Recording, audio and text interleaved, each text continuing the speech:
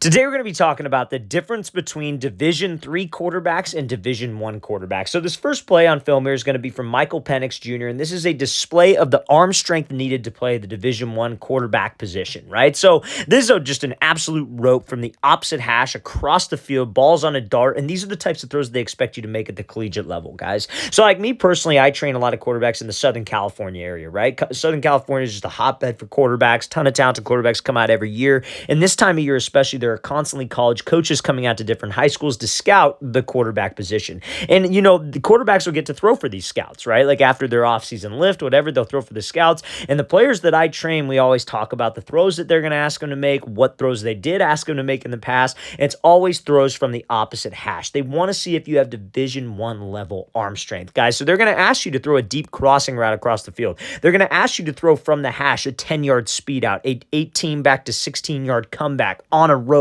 on a dime, on time. So you need to have college level arm strength. And I would say that's one of the biggest differences, I would say, between Division I level quarterbacks and D3 or lower level quarterbacks is the arm strength difference. Now, again, we're going to compare each one of these clips today that we talk about to some Division III quarterback film and just kind of talk about the differences. Like, hey, why is Michael Penix different than this Division III level quarterback? And because, again, the quarterback position is a very, very tough position to play, right? If you're playing quarterback in college, there's no knock if you're a D3, D2, NAIA, but there's some key things on film that a high school quarterback could try to showcase to stand out more to a Division I coach, right? So now we're going to take a look at this Division III quarterback's form, and this is a throw. It's actually a very, very good throw. It's clean from the pocket. He throws a ball on a line, on a rope to this post route coming over the middle of the field. But what are the differences? Why is this not a Division I level throw? Now, before we get into that, you guys, if you're a quarterback and you would like to train with myself and my staff of coaches this offseason, we are going to be coming out to 13 more states across the country for 2-day-long QB and wide receiver training camps this year. So check out that very first link in the description below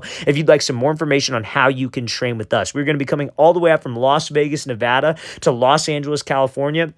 Again, our Las Vegas camp is completely sold out. So is our Charlotte, North Carolina camp. But then we'll be coming out to Portland, Dallas. Our Nashville camp is sold out. Then we'll be heading out to Chicago, Buffalo, Atlanta, Houston, Philly, Detroit, Boise, and again, Los Angeles. So guys, if you want some more information, want to learn how you can sign up, what we'll be covering at our camps, again, check out that very first link in the description below. We would love to have you there. Let's get back to this clip of film. So now, this throw, like I said, and we're going to play at full speed, and we'll watch this thing. So now, he's standing in the pocket, clean pocket, throws a rope over the middle of the field. But I think the biggest difference, because that is a lot of velocity, it takes arm strength to be able to play at the next level. But I want you guys to see kind of the clean pocket that he has. I think Division I level quarterbacks, right? Or at least let's talk about high school quarterbacks for a sec. High school quarterbacks that stand out to Division I level quarterbacks, coaches, or just offensive coordinators, whatever it is, any type of offensive coach, are not the guys who could make these types of throws. Because quite frankly, guys, there are probably thousands of quarterbacks across the country that could sit in a clean pocket and throw a rope over the middle. Like, honestly, and again, I'm not saying this is a bad throw,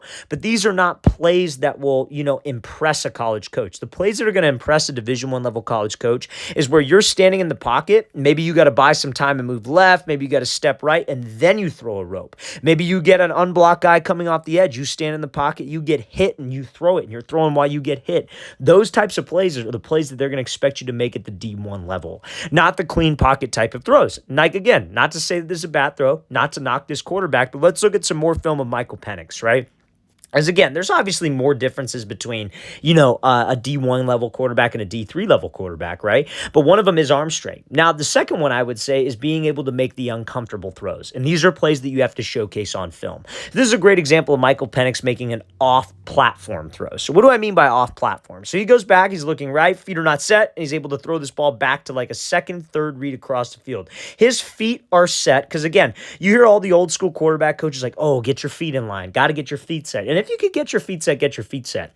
But guys, at the Division I level, you have to understand that this defensive line, these defensive backs, these safeties, they are so much faster than the Division III level linemen, Division III level safeties, and high school, obviously, DBs and linemen. Right? So as a quarterback, you're not going to have all day back here to like, okay, first read's not open. Let me reset my feet second read. Let me reset my feet third read. There are going to be times where my feet are not going to be set. I am looking right. It's covered. This receiver is open. if I take too long with my feet, this safety is going to come off and either kill that dude or pick the ball off. And I would say this is probably the biggest difference. You have to get comfortable making the uncomfortable throws as a quarterback. So how can you work on this? Like, why am I even talking about this if I'm not going to tell you what you can do to work on it, right? So like as a quarterback, when you're training, maybe we work a couple throws where like, okay, my feet aren't going to be set to this guy. If I'm throwing routes, like let's say I'm throwing dig routes. Let's say it's just me and some receivers at the field and we're throwing some digs. Maybe I work a couple reps where I get my feet set. Maybe I work a couple reps where I got to step out of the way. I step forward, I drift back, I step up. Maybe I'm looking at a read here and I come back to this throw without having my feet set. Those things can help it translate so where you're comfortable making those uncomfortable throws on film. And that will really stand out to a college coach, guys. I am telling you this right now. Like I said, arm strength is required to play at any level of college football at the quarterback position. But again, there are different types of throws that they expect you to make, and those off-platform ones are ones they expect you to do. Now, another thing I would say that's going to help you stand out to college coaches, like we said, the defensive line is just getting faster and faster every single year, right? Especially when you look at the Power 5 schools, especially when you look at the high D1 level schools. There's some absolute freaks on that defensive line that run a very fast 40-yard dash, that are very big, that are very athletic, that are very strong, coming to try to take our heads off, right? And this is a perfect example of Michael Penix being able to stay in there and throw while he is getting some contact right in front of his face. Guys, I tell you this, for me, like when I was a player, when I played quarterback, one of the things that any college coaches I talked to said that they liked about my film was that I was willing to stand in the pocket and take a hit and throw while I was taking a hit. That is something that will help you stand out to a college coach no matter what level it is, right? Like, guys, like I'm telling you this right now, there are a lot of quarterbacks out there that on their highlight tape, it is just clean pocket throws. They take a one-step drop, they throw a post. They take a three-step drop and a hitch, they throw a dig. The receivers are wide open, the competition's not that good, but if on your film, there are off-platform throws. There are throws where you're getting out of the pocket. There are throws where you showcase your arm strength. There are throws where you are getting hit. You are going to get some attention because those are the types of throws that they don't expect you to make. You have to be a playmaker, guys. And at the quarterback position, it's not about making people miss, running all over the field to be a playmaker. It's extending the plays and making throws they don't expect you to do. And that is probably, I would say, the biggest difference. I think, like let's say you get two types of players, right? Both 6'4", both 200 pounds, right? Both quarterbacks. Both's going into their senior year, right? One quarterback, his film is just clean pocket, throwing posts, throwing digs, throwing fades. They're all pretty wide open. Other quarterback is stepping up in the pocket, hitting somebody, throwing off platform, hitting somebody, throwing while getting hit. The guy who's doing those types of throws is the D1 level recruit, while the other kid, yeah, he's got great size. Yeah, he throws a good ball. He's got a strong arm, but he's not showcasing those D1 level plays, especially nowadays, guys, with how competitive the transfer portal is. Like, look at Michael Penix. He's a transfer quarterback, right?